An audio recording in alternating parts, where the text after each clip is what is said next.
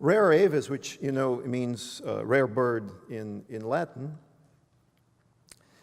is a piece. You come to the gallery and you see this, this very large aviary. You put on the VR headset,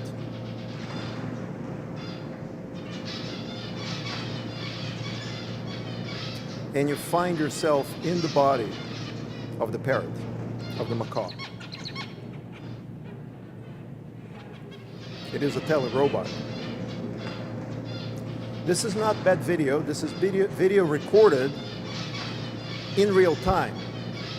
The hesitations of the gaze. When the person with the headset moves his or her head from left to right, the parrot does the same thing.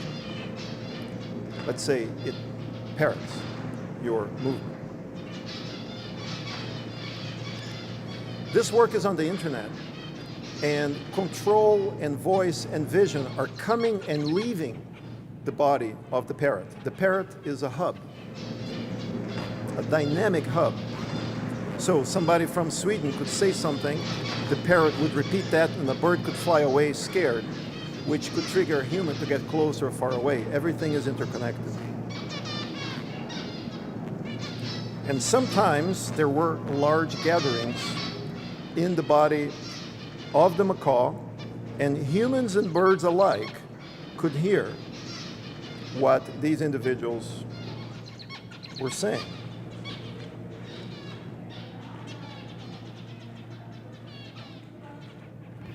How many people can listen to this conversation at the same time?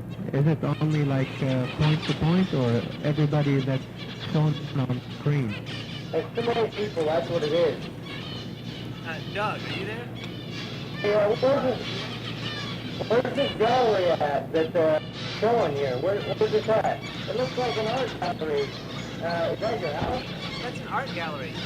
You're looking from the view of a robotic bird. You're seeing through its eyes. Where's that at? It's in an art gallery in Atlanta.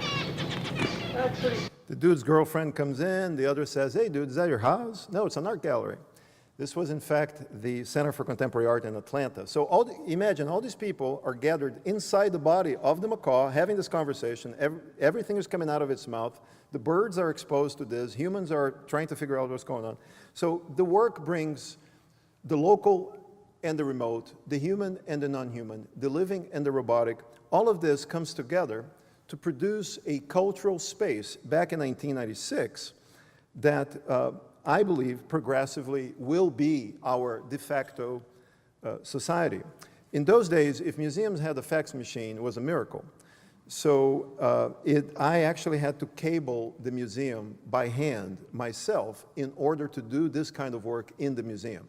But I thought that historically it was necessary to transform the museum, to enable the museum to support this kind of work. So this is from 1996. So progressively, you see that from the dissolution of language and pushing language into other realms, to exploring non-human communication, to further developing modalities of networking in which humans and non-humans come together, I arrived at a crossroads in 1997.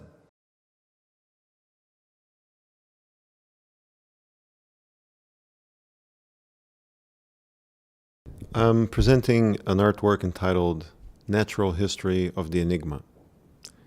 And the central element of this work is what I call a plantimal.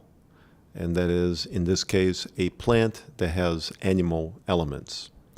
More specifically, the artwork, the process that led me to create the artwork started by extracting my own blood, isolating a genetic sequence that is part of the complex that identifies what is not human in us and rejects it, attacks it, and precisely that which in us rejects the other, I integrated into the other, in this case, a flower, to create a flower that has human parts. So what human parts?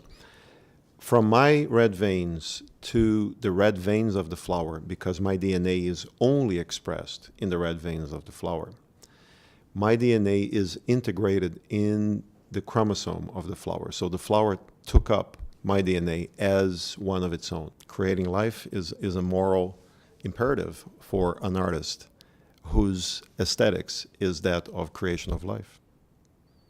I am literally increasing biodiversity. I brought into the world a life form that did not exist. And it exists in the exact same sense that you exist. So from the point of view of art, you are not dealing with the logic of representation. You are not creating a metaphor.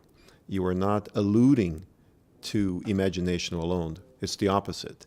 You create something real to stimulate your imagination. Well, the reactions change because the world is changing, and especially if I compare with in 1999 when I first presented my artwork Genesis, in which I take a sentence from the Bible and I encode that sentence from the Bible into DNA, and I create living bacteria that contains the sentence from the Bible in the form of DNA, and allow the public to manipulate that, causing mutation in the biblical sentence in the body of the living bacteria.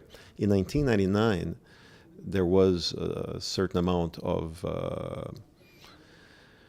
fear and rejection and concern, and you put 10 years on top of that, and you come back 10 years later, and I continue to create transgenic art, but now instead of opposition, there is the golden Ica. So that is a clear sign that the world changed dramatically.